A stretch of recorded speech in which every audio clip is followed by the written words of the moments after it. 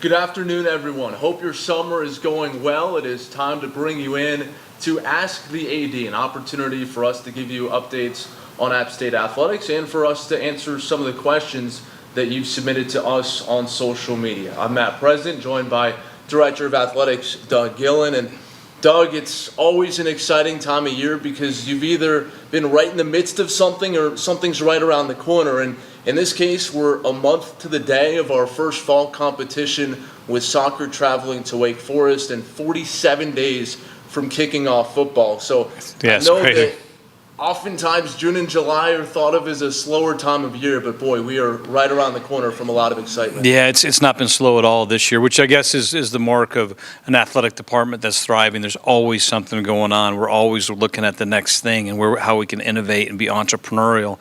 We had 3 events, as a matter of fact. We had our Legends event, we had our football golf event, where we've raised almost in 3 events, we raised almost $1 million. So over June and early July, we've been really busy trying to get out and fundraise to continue to provide for our student athletes.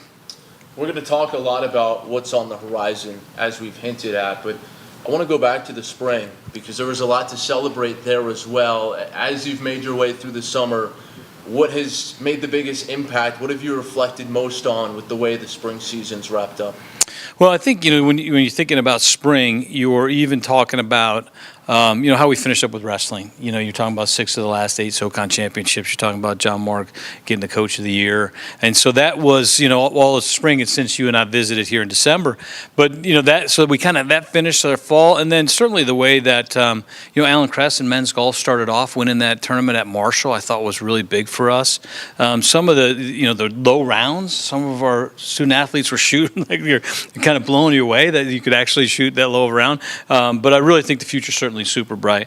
And then we just, with women's golf, we hired Brittany DeBuell. So we're super excited about Brittany coming on board and done a nice job here in a couple weeks and getting out and helping fundraise, which is really important for all of our sports. And then certainly the run that Kermit went on and then our men's baseball program went on. And, we could go on and on, but we had 2 first-team Sunbelt student athletes in the sport of baseball with CJ and Xander. So that was really cool. And getting Xander drafted and then, playing in the semis. I was down there just playing in the semis in a tournament which is a 4-bid league. And when we talk about everything that's going on with App State athletics, we all need to consider that we have placed ourselves in one of the best leagues in America through realignment. And with that is there a lot of challenges, but a lot of opportunity. You talk about opportunity, and we'll start with football this fall because I know that's front of mind for a lot of people, and we'll remind you throughout the show, but football single game tickets go on sale Wednesday, so act quickly. We expect those to go fast.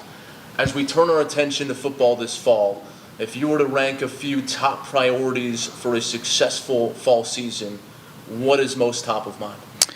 Well, we got to continue to compete on the field, right? Being competitive, and when you look at last year and some, we're right there. Unfortunately, we ended up 6-6, but you're right there in a lot of those games. So I think I'm really, really pleased with the work that Sean's done, Coach Clark's done in getting a new staff and some new staff members in, having Coach Sloan come back, having Coach Ponce come back. That was great. When people come home, it just, there's something like, you go out there and you're like, wow, that place is really special and I need to come home. And having those 2 back is really exciting for us. The job that they've done recruiting, the job they've done managing the transfer portal. The transfer portal's new to us, this NIL, the collective. We'll talk about a little bit of that stuff here today, but that's all new. Now, what the good news is at App is we've stayed in our lane. We've not, run. We've made sure that we've been intentional in how we're going to manage what is a new order throughout the NCAA and certainly in college football. Now, with that, our recruiting class, you saw that in that little span of 3 or 4 days, we had 10, 12, 14 commitments, and you certainly see in Coach Sloan's influence back in the state of Georgia. So that's certainly awesome. And then our coaching staff is really excited about that. So a couple other things. Certainly, we want to continue. We've led the league in attendance the last 2 years. We want that to continue. We're off to a great start. We sell out season tickets for the second consecutive year. We sell out East Carolina, I know some folks, we didn't have a lot of tickets at North Carolina, so we sold out of our allotment quick. So we got to continue to pack Kid Brewer. We're working on more concession stuff to make that easier. We're working actually on some west side bathroom enhancements to make those lines go a little bit faster for everybody. So we're really continuing to work on the experience. We got a new wall going in here. I think that make the stadium even more aesthetically pleasing here in the south end zone. So those are just a couple things. We got to bring our A game. Our coaches, student athletes got to bring their A game, and we'll have another amazing season here at Kid Brewer in the High Country. You talk about all these elements, right? The efforts of you and this staff, the efforts of the coaches and student athletes, and obviously the fans and what they do in packing the stadium. How do you conceptualize what that means to the Boone community when all of those different areas are working together? What is the impact on the rest of the High Country? Well, I think certainly one way that you brought that up is economically. We did an economic impact study that was done through the system. The University of North Carolina system did this at all the schools, and I think our economic impact study, again done by a third party, is $112 million that just the athletic department brings to the High Country. And so when we're out there talking about joining the Yosef Club and getting our corporate sponsors involved in the NIL experience for our student athletes. We take it really serious and we're intentional. We kick off at a certain time, whether it's 2:30 in the month of November or 3:30 in September and October, because we want that to be good for our fans traveling up and back, but also for our community and our business communities. So I think that really helps when we're all working hand in hand, because we're only going to need their support more and more as the High Country grows, as our athletic department grows in every sport. As an example, we were looking, we're bringing Darius Rucker up here this summer, and the hotel rates, as an example, they're expensive. So I think that's from a commerce standpoint, that's a good thing for the business community. That means people are eating and staying here. And so we're anxious to continue to develop our relationships with the corporate community as we bring more and more events up here. But I think it just continues for us to be integrally involved in everything that goes on. And now it's annual, like we talked about. Now with these concerts coming up and et cetera, we're really a year-round operation. You started to mention that retaining wall going in on the hill in the south end zone, and it kind of bridges us to the discussion of the facility as a whole. And I know last fall you unveiled some of the renderings for what the east side might look like one day. What update do you have for folks on the progress there, and if there's a timetable, and also what folks who are passionate can do to support those efforts? Yeah, and I think when you think about construction, and certainly that's one of the key pieces, is facilities for all of our sports. And really, we've done this, strategically, in that we have to move things in a certain trajectory or a certain order. And when I say move, literally it is, we've got, the great news is we opened up that $6 million track, and that was amazing. We had our first track meet in April. Thank you to Randy Marion for helping us get that thing going. And then we also right now we're currently building the field house for the track and field, and then that brings us into our 6 outdoor tennis courts, which we desperately need on our campus, and then that brings us to our indoor tennis court, and then it brings us to our softball field, which all of those things have to happen in order. And the reason I'm going through this is so that our folks understand we got to get all those things to happen in order before we do the east side. And after we build the softball field, now the next thing is this new indoor facility right up here. To have the next rendition of the SoField building that is 100 yards that you can kick and punt in, that your offense and defense can be in at the same time. I don't think a lot of our fans know going into last year. When we're going to host University of North Carolina and the thunderstorms are coming through Appalachian, there was at least 5 practices that were key that we couldn't practice outdoors. We had to go indoors, and when we go indoors up here, it's only offense at one time and defense at one time, and the walls are close, right? So if we want to be competitive long term, that has to happen. So we get that done, and then in combination with the east side. And the reason I say in combination is there's a lot of ways that we're looking at the financials and working with our partners across campus, because it's a process, not just on campus but in state, et cetera. that if we do it right and the interest is what we think it is, that long term, and actually long terms in the next 5 to 10 years, it actually could cash flow for the athletic department. And that's really our charge, is to be able to build these facilities, limit the debt, and hopefully actually add a cash stream that helps the athletic department for years to come. And so, having said all that, those things have to happen in that order, but we're hoping that order is in the next couple of years. And we've had a lot of interest from our fans already that have put down some down payments on seats. When you build it, we want it. And that's coming in all the time. So we're always out there building so that we at one point in time can go and say, okay, we've got this money, let's build this. Last thing, we still need to raise more money.